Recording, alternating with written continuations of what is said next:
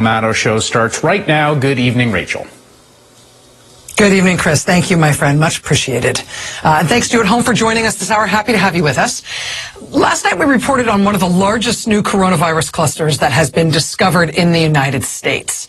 And it is right in the middle of the country. It's at this meat processing plant, a pork processing plant in Sioux Falls, South Dakota. Now, the number of cases associated with this one plant, this one workplace, was over 250 known cases as of Sunday when the plant was shut down. As of yesterday, it was up to 350 known cases associated with this facility. As of tonight, it is 545 known cases of coronavirus that are connected to this one plant so far. 545 cases. Again, this is Sioux Falls, South Dakota. Now, Smithfield Foods has closed this plant indefinitely. That said, South Dakota now has to figure out how they're going to cope with having one of the largest clusters of coronavirus in the entire country, with hundreds of confirmed cases all at once in their state. As of tonight, the CDC has dispatched a team to Sioux Falls to try to figure out what to do there. We confirmed that with the CDC this afternoon. South Dakota, of course, is one of the states that has a Republican governor, Governor Kristi Noem, who has decided for whatever reason that everything's fine in her state. There doesn't need to be any stay-at-home order there. Last night, we showed you the mayor of Sioux Falls, where this Smithfield plant is. That mayor, also a Republican, basically begging for a stay-at-home order, given the huge number of cases they've now got surrounding this one plant in his city. The Republican governor, Kristi Noem, has refused that request from the Sioux Falls mayor, just as she refused a similar request last week from the South Dakota State Medical Association. Instead, she has spent the last 24 hours going on Fox News, bragging about how great South Dakota is doing and saying how they don't need a stay-at-home order. She's also done a press conference in which she repeatedly bragged about how often she gets to speak to Jared Kushner now, which is definitely a bragging rights kind of thing. She's also talked publicly about how she's looking forward to spending state money doing a trial in South Dakota of the malaria drug that the president and various Fox News personalities have decided might be a miracle cure for coronavirus, even though there's no evidence of it being a cure or anything close to it. That's what she's going to do with state resources, is try the drug that the president likes so much, but no stay at home. Governor Kristi Noem in South Dakota has defended not trying to slow the spread of coronavirus in her state with any sort of stay-at-home order. She's defended that by saying South Dakota is not New York City, which by definition is true, just like this pencil is not a brontosaurus, and none of us are Miss America, except for Miss America, who actually is.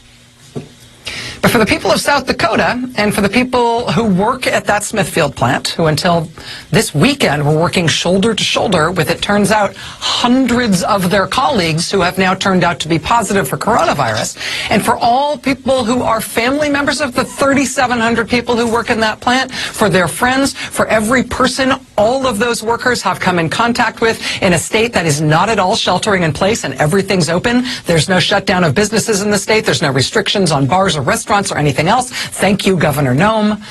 I mean, for our fellow Americans among and around that cluster, which may in fact be the largest coronavirus cluster in the entire country now, for our fellow Americans who are there, now staring into the precipice for want of a governor who understands what's going on here, and who understands how exponential curves work, and who understands how viruses work. I mean, you should know, if you are in proximity of this giant cluster in South Dakota now, you should know that even though you're not New York City, New York does want to help you. New York health professionals want you and all of us to learn from them and from what they're going through, because they are warning about what we're all heading into with increasing speed and certainty the longer various parts of our government in this country continue to dither and not figure it out. Hello, my name is Dr. Melanie Malloy. I am an attending physician at Mount Sinai, Brooklyn and Mount Sinai, Queens. I'm on my way to work. I have just had a very nice and cathartic dance party in my car, which is a good transition to work from home, because I had a little bit It was a stressful morning with my children, trying to get them set up for homeschool, getting everything kind of situated. I am a widow, so I don't have a partner to help me with them, and I don't want to send them to my in-laws or my parents because they're getting older and some of them have health conditions that might put them a little bit more at risk for COVID. There's nowhere really else to put them. I'm going to get mask, face shield, everything that I need to be safe on my shift. And I am going to start my shift. I walked in and they said everybody's intubated, and it looks like it's true actually. Most of our beds are taken up by intubated patients, meaning patients who can't breathe on their own and who are on the ventilator. Almost everybody is on oxygen, and almost everybody is a COVID patient.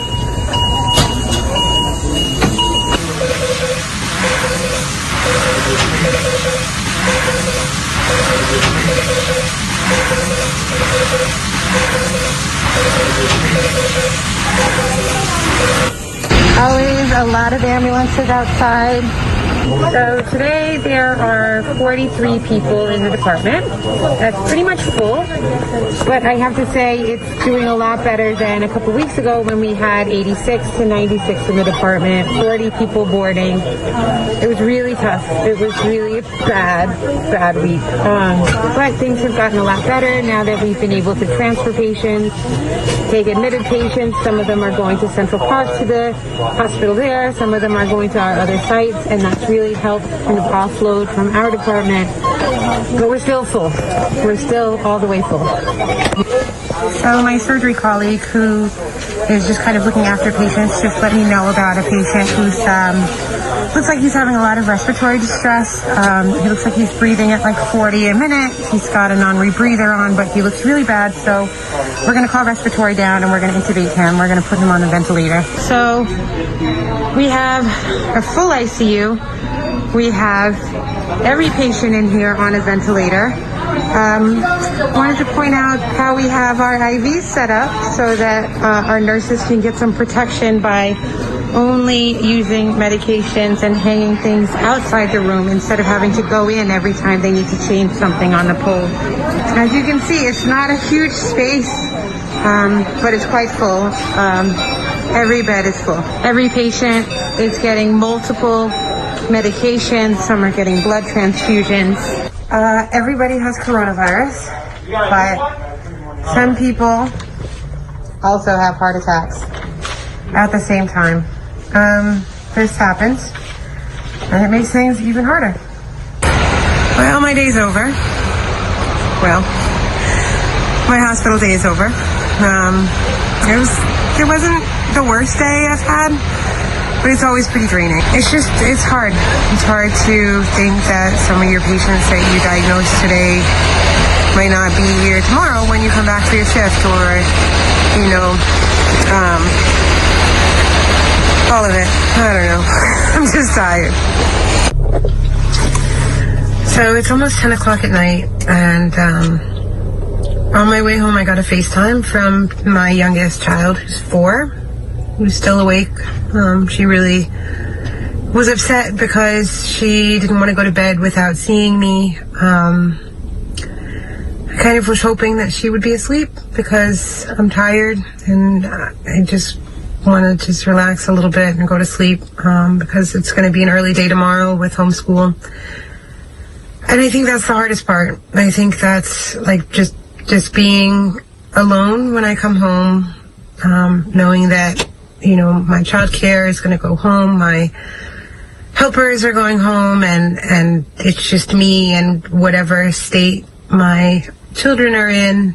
And I don't really have a lot left in me, so I struggle with that because I wonder how much my children suffer from me kind of giving everything at work and coming home to it. Tomorrow's going to be tough because I am going to homeschool all day and I work overnight. I hope I can get a nap in at some point, but like I said, it's just me, so it really depends. It's been a long day. Probably got a couple more minutes in me. and we'll start again tomorrow. That's Dr. Melanie Malloy.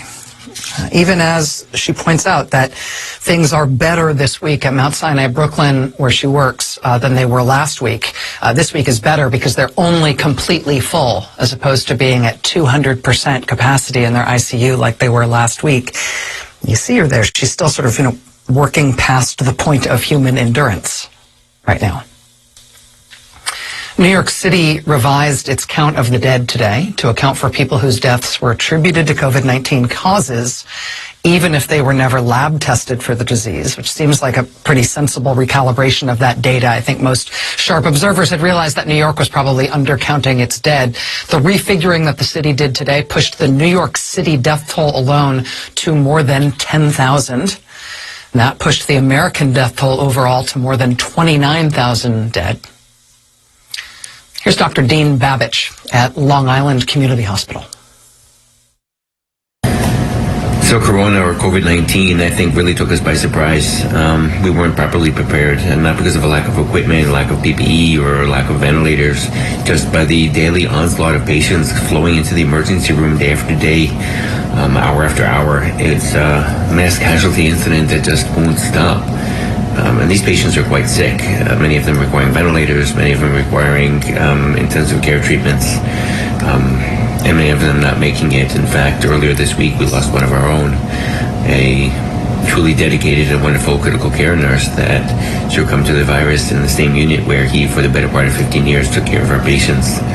We're throwing everything at this disease process, from antimalarials to interleukin inhibitors and convalescent plasma, and yet it's simple. The way to kill this virus is simply just stay home and wash your hands.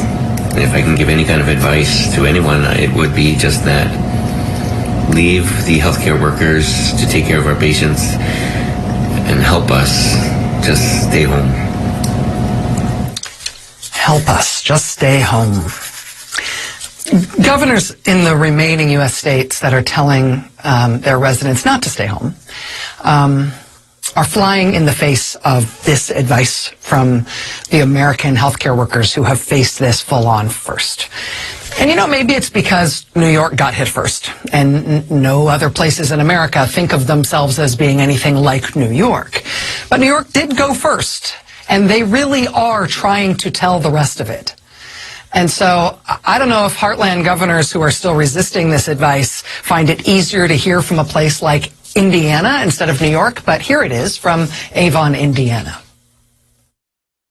Hi, I'm Brandy Casas-Kingsley. I work at IU Health. Tonight I'm working at IU West, which is in Avon, Indiana. It is 5:48 a.m., which means the end of my shift will be soon. The unit I'm working on is normally an 8-bed ICU.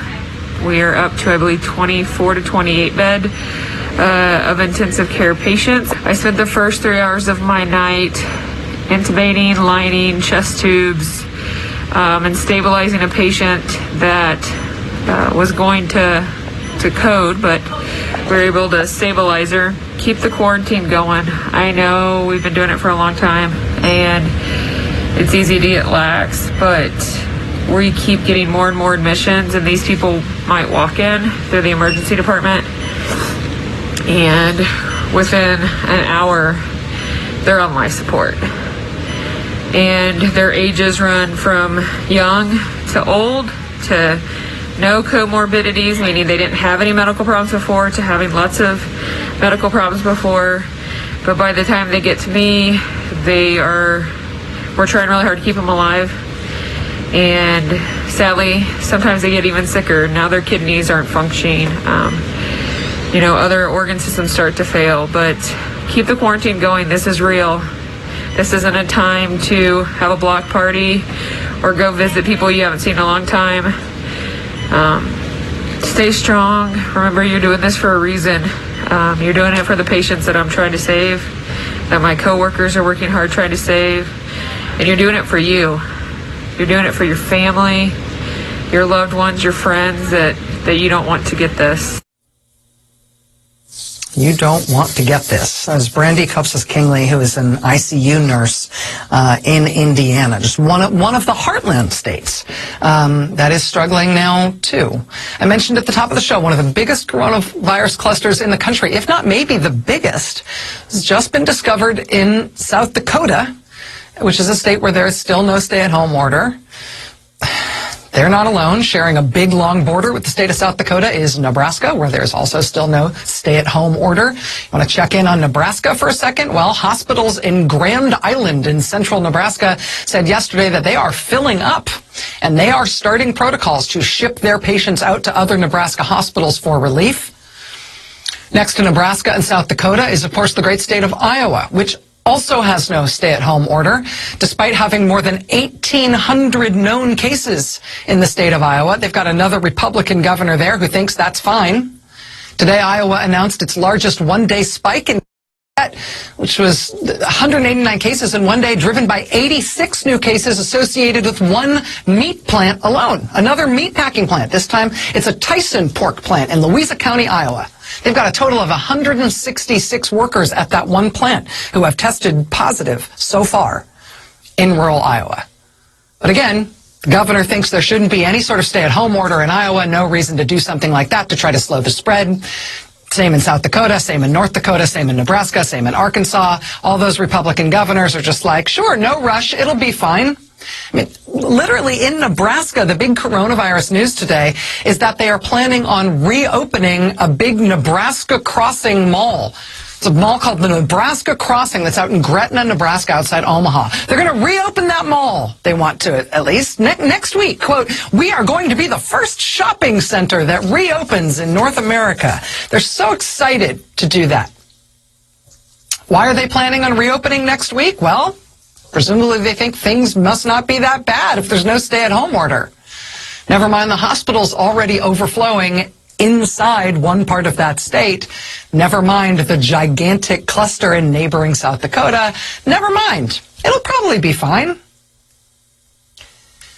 The World Health Organization has now outlined 6 things that need to be in place in any country, any place where officials want to start lifting restrictions and getting back to a normal way of living. 6 things that you need before you can open back up, according to best practices from the World Health Organization. And this is the whole list. You can see it there on your screen as outlined by the WHO director. But if you don't want to read all of that, I will tell you, for our purposes, Americans, you really don't need to read past step 1, or if you're ambitious, steps 1 and 2. Because step 1, the first thing you need in place before you can even think about reopening is making sure that transmission is controlled. Well, is transmission controlled in the United States right now? Here's the global chart of new cases every day. And yeah, that's us right up there at the top, way above everybody else in terms of new cases every day. So if step 1 is making sure that transmission is under control in our country, we're not there. Well, if you want to be ambitious, though, you might want to look ahead to step 2, what we're aiming for, step 2 out of 6. What's the second step you need in place before you can open back up? The new strategy summarizes what we have learned and charts the way forward. It includes 6 criteria for countries as they consider lifting restrictions. First, that transmission is controlled. Second, that health system capacities are in place to detect, test, isolate, and treat every case and trace every contact. Health system capacities are in place to detect, test, isolate, and treat every case and trace every contact. So step 2, after you've controlled transmission, before you can even think about opening up, is make sure you as a country have the capacity to detect every coronavirus case in the country. Confirm that with a test for everyone. Isolate every single person who tests positive, and then trace every contact that person has had so that you can test, isolate, and trace contacts for all of those people too. How many of those things do we have in place as a country? Yeah, none. None. We've got more than 600,000 confirmed cases in our country. We had more than 25,000 new cases reported just today. The backlog to get a test result in New Jersey right now, which is the second most cases of any state in the country, is 2 weeks backlog to get your test result. At Mount Sinai, Brooklyn, where you just met Dr. Melanie Malloy, At the top of this segment, in the bullseye of the bullseye in Brooklyn, New York, there's a sign up on the overflow tent letting people know, yeah, even there, they can't test you if you've got symptoms mild enough that they're not going to hospitalize you. No, we do not have systems in place in this country to stop transmission at all, but also to deal with testing, isolating, contact tracing. We're not doing, it's not happening. And so we're going to open up now? Before we have any of those things in place? 25,000 new cases a day? 2,000 deaths a day? Sure, why not? Tear the lid off. Pay no attention to, for example, the 500-plus cases just discovered in one cluster in one corner of South Dakota. Yeah, tear the lid off. I'm sure it'll be fine. I will then be authorizing each individual governor of each individual state to implement a reopening and a very powerful reopening plan of their state. It's going to be very, very close, maybe even before the date of May 1st. So that will be for some states. Actually, there are over 20 that are in extremely good shape, and we think we're going to be able to get them open fairly quickly. Over 20 states in extremely good shape. Is one of those states South Dakota? I try not to pay too much attention to things said by the president because they usually have no rational connection to things done by the president, and so why bother watching the lips flap when you can instead just watch what happens. But what he did just say there this afternoon at the White House about over 20 states are in extremely good shape. They'll open up very soon before the end of this month. That's what I consider to be one of those Kate McKinnon Trump moments. You remember the Saturday Night Live skit where Kate McKinnon is in her Hillary Clinton role and she comes to the door with a Love Actually style set of cue cards to let us know what's coming? Donald Trump becomes president. He will kill us all. This is one of those Kate McKinnon Trump moments. Yeah, sure, Mr. President, just open everything up. May 1st sounds like it's way too long to wait. Sure, at least 20 states. Just rip the lid off. Dr. Tony Fauci told the Associated Press today, quote, "We're not there yet when it comes to opening things back up. We do not have in place the things we need to open the country back up now." And thank God Tony Fauci is still willing to say that. California's Governor Gavin Newsom today released a set of 6 steps that California will follow before they open back up. And those 6 steps track basically with what the World Health Organization is laying out as well. So maybe California will continue to lead here, despite what the president is saying. If so, I think you can expect to hear more talk from that state's governor about California being a nation state instead of just a state. We're going to talk with the top Democrat in the Senate, Chuck Schumer, tonight about what's going on with the federal response and this reported $25 billion airline bailout deal tonight, and the president saying he's going to cut all U.S. funding of the World Health Organization and all the rest.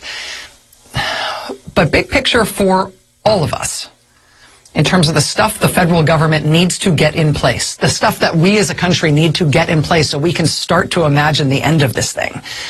Honestly, we are nowhere near having in place what we need to open up. We're nowhere near having in place what we need to open up that mall in Nebraska, let alone anything else. We are still not even coping with where we have the very worst outbreaks with the most Americans on track to die. The worst case scenarios we are not even confronting at a national level yet. And that's what we're going to talk about tonight. Stay with us. This was in the Wall Street Journal just a few days ago. Quote, "The Department of Veterans Affairs is experiencing serious shortages of protective gear for its medical workers treating patients infected by coronavirus," according to excerpts of internal memos shared with the Wall Street Journal. A few days ago in the Journal, one of those memos was something that was circulated among a group of top-ranking VA officials. It said, quote, "Experiencing serious PPE shortages. Several sites doing 3D printing, but it is not enough. Soon, PPE will be rationed." Those are the kinds of alarm bells that were going off this month within the VA at the highest levels inside the department. To the public, though, the VA was taking a stance that was very different than that. On the same day that that internal memo circulated at the highest levels of the VA, warning about serious shortages and rationing of PPE, a spokeswoman for the department said publicly that there was no concern about any shortage of equipment. Quote, "All VA facilities are equipped with essential items and supplies, and we're continuing continually monitoring the status of those items to ensure a robust supply chain. Which sounds great. Good talk. The only problem is, right, internal memos showing exactly the opposite ground truth inside real VA medical facilities kept leaking out. After that initial report, the Journal soon got their hands on another internal VA memo that had again been sent to top level VA officials, saying that the rationing of PPE had officially begun. By which point VA workers on the front lines were already dealing with that reality. At one Kansas City facility, personnel were being given 1 mask per day. They were told to make it last unless it is, quote, irredeemably soiled.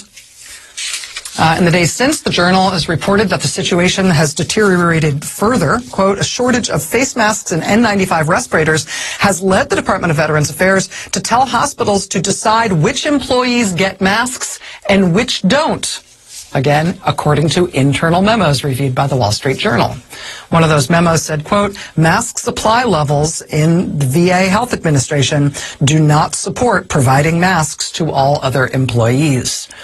They also told hospital administrators that the department will allow staff to bring their own masks or respirators when hospitals don't have them available.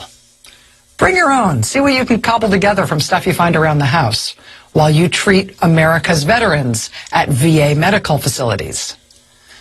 I will say that bring it from home anecdote tracks with information we received from one VA medical facility in Georgia, where staff were told the medical center was seeking donations from the public for basic things like disinfecting wipes, paper towels, and bleach, let alone gloves and face shields and masks. They're soliciting bleach donations from the public for a VA medical center? Despite all this evidence of what's actually happening inside VA facilities, the public line from the VA has continued to be, incredibly, that everything is just fine, there's nothing wrong at all. When the Wall Street Journal went to the VA for comment on the shortages and the rationing of masks, VA spokeswoman Christina Noel told the paper, quote, the premise of your question is false. All employees who need PPE have it. Doesn't seem like that's true. Why won't the VA admit it? The VA is trying to sort of happy talk the public about this, but there is a real crisis taking place. I mean, we've learned that as of today, more than 1,500 VA staff have tested positive for coronavirus. 13 staff members are already known to have died. There are more than 4,200 coronavirus cases among veterans within the VA system. 257 vets are already known to have died. And that's separate and apart from the situation in state-run veterans' homes, the ones that are run by various states. And in those facilities, we have seen deterioration at a rapid clip. Within the past day alone, we've seen reporting on an explosion of cases in state-run veterans' homes in Alabama, in New Jersey, in Maine, in Washington State, in North Carolina. In the worst case, which you have been hearing about over the last several days, 44 veteran residents have now died at just one veterans home in Holyoke, Massachusetts. 44, one facility. The Trump administration's Secretary of Veterans Affairs, Robert Wilkie, has been largely absent amid all of this. He has held no daily public briefings. He has done little to no press. We know from the Wall Street Journal's reporting that he is being briefed about equipment shortages, but he hasn't said anything about that in recent weeks. Problems at the VA are not a surprise. Lots of different health systems are having problems. But they're not going to get any better simply by avoiding answering questions about them and pretending everything's fine. They're not going to get better by happy-talking the public and saying there are plenty of supplies when clearly there are not. The VA is the largest healthcare system in the entire country, run directly by the federal government, serving more than 9 million of our nation's veterans. Baghdad bobbing your way through this is not going to work. It's not even going to work as PR. Joining us now is Paul Rieckhoff, founder of Iraq and Afghanistan Veterans of America. He's now the host of Angry Americans, a podcast. Paul, thanks very much for joining us this evening. It's good to see you, my friend. I'm really glad you're able to be here. Good to see you, my friend. Thank you for all your leadership. Well, talk to me about how you feel about this VA story. I feel like I do not want to be reductive, and I do not want to think about every VA medical center as being the same as every other. I know that state-run veterans' homes are having different challenges than VA medical facilities, but it strikes me as nuts and increasingly actually just weird that the VA is maintaining this public front that everything's fine, they don't have any shortages, they've got no problems. Well, it's dangerous and potentially devastating. Here's the big picture. We now know we're a nation at war against the virus. We're a globe against the virus. But here at home, there are two major forces that could add tremendous resources and either be the cavalry or be a deck of cards. The Department of Defense on one side and the Department of Veterans Affairs on the other side. The Department of Veterans Affairs serves 9 million people nationally. You've talked about the resources they bring to bear, and they have a sacred duty to care for our veterans, and that's important. But this time, it's much bigger than that. They are the nation's backstop. So every time I've come on your show for over 10 years, we've talked about VA problems, we've talked about data issues, and it's always affected mostly veterans. Now, it affects you. It affects everyone. Because if your hospital overflows, the VA is tasked nationally to be there to control that overflow. So they haven't been clear, they've been slow, they haven't been transparent, and the bottom line is the VA is not ready. The Department of Defense, I would argue, is not ready either. But the VA is not ready, and the Secretary of Veterans Affairs, you touched on it, he wasn't seen in public for over a week. He wasn't just not doing briefings. I mean, he apparently takes Easter off. He's not putting anything out on Twitter. He's totally AWOL. That's why I've used the hashtag #WhereIsWilkie. He should be the lead element on combating the virus and providing support not just for veterans, but for the entire public. And he's been MIA, and that's a failure of leadership that should concern everybody. Paul, one of the things that you have raised both online and on Angry Americans is concerns about testing. As far as we can tell, the VA has only conducted about 37,000 coronavirus tests. And I know that just sounds like a random big number, but for perspective, New York State has conducted more than 12 times that amount. The VA is putting out daily numbers. They do have a lot of facilities. We know about a lot of VA staff and a lot of veterans themselves in the VA system who are positive, but it seems to me like the testing number should be a lot higher, particularly since they are a health system directly run by the federal government. 100%. I mean, think about it. They serve 9 million people. They're supposed to be the nation's backstop, and they've always only tested about 35,000 people. I mean, there was a point where New York State was testing more daily than the entire Veterans Affairs Department had tested so far. And what we found at the Veterans Affairs Department is the more they test, the more they find. And you've touched on this on your show. You can see where outbreaks are coming. You can see where problems are emerging. New Orleans has a number of cases that's about 3 times the number of most other places. And then you see places like New Jersey and New York where the deaths are concentrated. You're starting to see Detroit and Washington, D.C., and then you see where things are working, like California.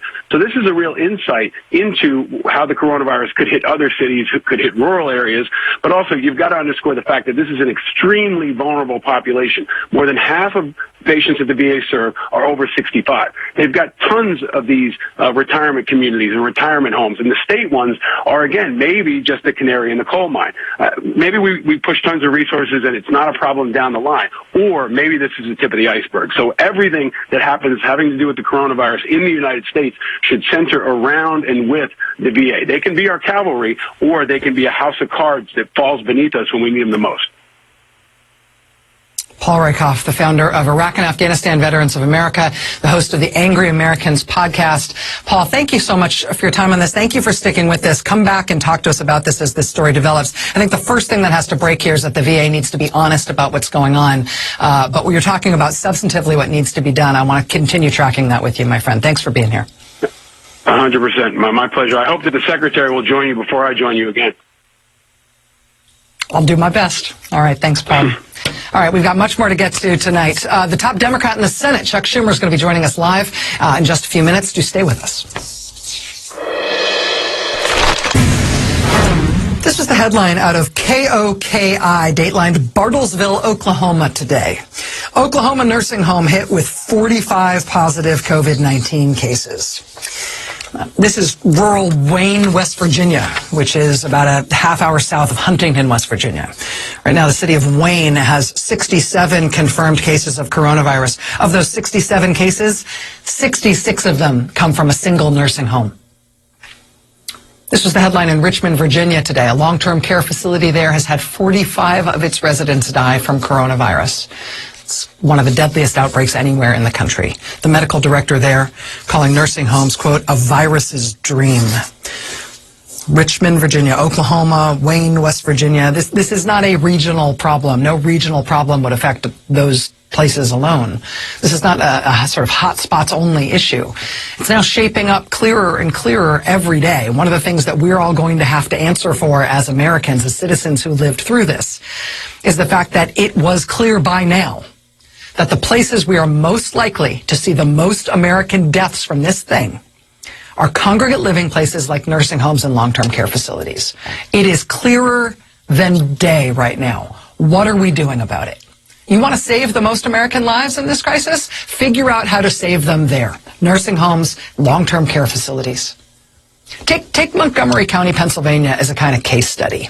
It's Southeast Pennsylvania. It's a decent-sized suburb of Philadelphia. More than 800,000 people live in Montgomery County. They've got the second largest outbreak in the state of Pennsylvania, more than 2,300 cases in that county. Now, the good news out of Montgomery County thus far is that even though cases are still doubling every 7 days or so, the spread of the virus does seem to be slowing down there, which is giving hospitals in Montgomery County a chance to keep up with the patient load. That is not something they were sure they were going to be able to do. It's good news that they are.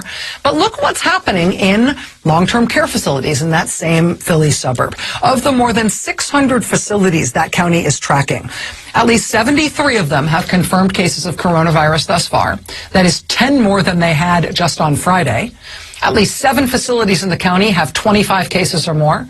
So far, 61% of all the coronavirus deaths in that one county are coming from congregate care facilities of one kind or another. 61% of the deaths in a county that's got a good-sized epidemic. Now, the reason I'm able to give you that granular snapshot from that one county in Pennsylvania is not because there's some kind of national database I tapped to get that kind of information. There's no national information about this. The federal government isn't even keeping track of this. This is the place where most Americans will die. Federal government not even counting, not even keeping track, let alone working on it. But in Montgomery County, Pennsylvania, there is a concerned local official in charge there who is keeping track, which allows me to give you that data. Her name is Dr. Valerie Arkush. She's the chair of the Montgomery County Board of Commissioners, and she has been holding a press conference every day about the state of coronavirus in her county, and every day a feature of her updates is a snapshot of how coronavirus is ripping through long-term care facilities in her county. She's watching them because they're on her patch. And because that's the place where Americans are most at risk of dying, where the most Americans will be killed. Just imagine if we had that kind of attention from leaders everywhere. Imagine if we had that kind of attention from leaders in Washington. I mean, it is very useful to have that kind of granular information, to have that kind of daily focus on where the most Americans are most at risk of getting killed. But having that focus and getting that clear picture, having the data is half the battle. The other half is being able to do something about it without any federal help. And in the absence of any kind of national plan or even national acknowledgement that coronavirus is spreading through congregate care facilities like wildfire in this country and poses a real risk of basically a cull nationwide of elderly people and vulnerable people in these facilities coast to coast. Given that risk, given the start of that happening, what are local officials, even concerned, focused local officials, supposed to do here? What can they do? I have just the person to ask. Next. Valerie Arkush is the chair of the Board of Commissioners in Montgomery County, Pennsylvania. She's also a physician. She's worked on healthcare reform. She's worked on fighting the opioid epidemic. She now finds herself in the center of responding to a new public health crisis with a significant coronavirus outbreak in Pennsylvania, in her county. And with long-term care facilities being particularly hard hit, Dr. Arkush has been making daily check-ins with those facilities and daily discussions of what's going on in those facilities, part of her county's response and part of how she's keeping her county informed about what's going on in their community. Dr. Valerie Arkush, thank you for being here. I really appreciate you making time. Thanks, Rachel. I really appreciate you shedding a light on this incredibly important issue. So do we not have sound? Tell me in the control room whether you can hear Dr. Arkush, because I can't hear her. You can hear her. Dr. Arkush, can you still hear me? I can. All right. Okay, I'm going to give it a last college try. All right, we're going to take a quick break. I promise I will fix this, and we'll be right back. Stay with us.